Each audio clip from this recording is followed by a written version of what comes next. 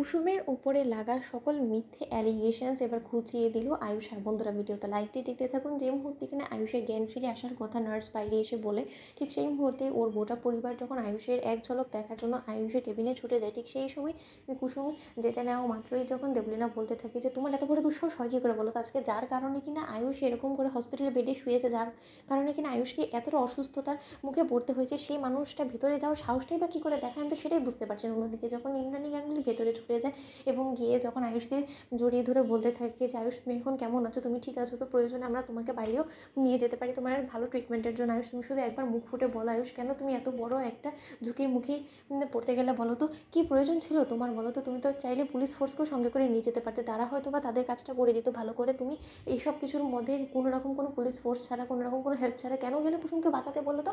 অন্যদিকে যখন আয়ুষ বলতে থাকে যে মা কুসুম কোথায়, কুসুম ভালো আছে তো, কুসুম ঠিক আছে তো, কুসুমকে তো কোথাও দেখতে পাচ্ছি না, ঠিক সেই মুহূর্তেই যখন রাজ বলতে থাকে যে কুসুম বাইরেই আছে, আসলে তোমার মা কুসুমের উপরে ক্ষিপ্ত হয়ে রয়েছে, তোমার এই অবস্থার জন্য পিঠাই কুসুমকে ভেতরে ঢুকতে দেয়নি দেবলীনা। অন্যদিকে যখন আয়ুষ বলতে থাকে যে দেবলীনা কে এইসব মাঝখানে কথা বলার বলো তো, অন্যদিকে যখন দেবলীনা বাইরে কুসুমকে বলতে থাকে যে কুসুম তুমি কিন্তু বড্ড বার বেড়ে গিয়েছো, তুমি দেখেছো আজকে তোমার জন্য আয়ুষকে কতটা কষ্ট সহ্য করতে হচ্ছে। অন্যদিকে যখন কুসুম বলতে থাকে যে দেবলীনা ম্যাডাম আপনি দু নোকে পা দিয়ে কতদিনই বা চলবেন এবং এই ভালো মানুষের মুখোশটা কতদিনই বা ধারণ করে আপনি রাখতে পারবেন বলে আপনার অন্তত মনে হয় বলুন তো? একবার শুধু আয়ুষবাবু বাড়িতে সুস্থ হয়ে ফিরুক, তারপরে দেখুন আপনার এই ভালো মানুষের মুখোশটা জাস্ট আমি টেনে ছিঁড়ে ফেলে দেবো। আপনি কি মনে করেছেন যে আপনি এই ঈশানবাবুর জীবনে ঢুকে পড়বেন এবং আমি স্বয়ং নিজে সবটা জানা সত্ত্বেও আমি ঈশানবাবুর জীবনে এত বড় একটা ক্ষতি হতে দেবো? তাও আবার আপনার মতন একটা কালনাগিনী সাপকে আমি ঈশানবাবুর জীবনে তার সঙ্গী হতে দেবো?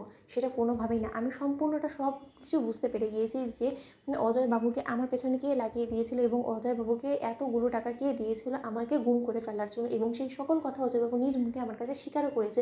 এবং তার জন্য একদম আমার মুখ খোলানোর আপনি চেষ্টা করবেন না। যদি আমার মুখ খোলানোর আপনি চেষ্টা করেন তাহলে কিন্তু আমার থেকে খারাপ কেউ হবে না, এবং আপনাকে কিন্তু কোনোভাবেই এবার আমি আর ছাড় দেবো না। আমার একদম ধৈর্যের পরীক্ষা আপনি নেবেন না। অন্যদিকে যখন দেবলীনা বলতে থাকে যে তুমি কি জানো বলো তো, তুমি কতটুকুই বা জানো, তুমি আর্ধেক ইনফরমেশন জেনে তুমি আমার উপরে মিথ্যা অ্যালিগেশনস লাগানোর সাহস কোথা থেকে পাও? অন্যদিকে কুসুম বলতে থাকে যে কোথা থেকে পাই না পাই আমি সেটা না হয় পুলিশের কাছে গিয়ে বলবো, কি সেটা বললে ভালো হবে তো?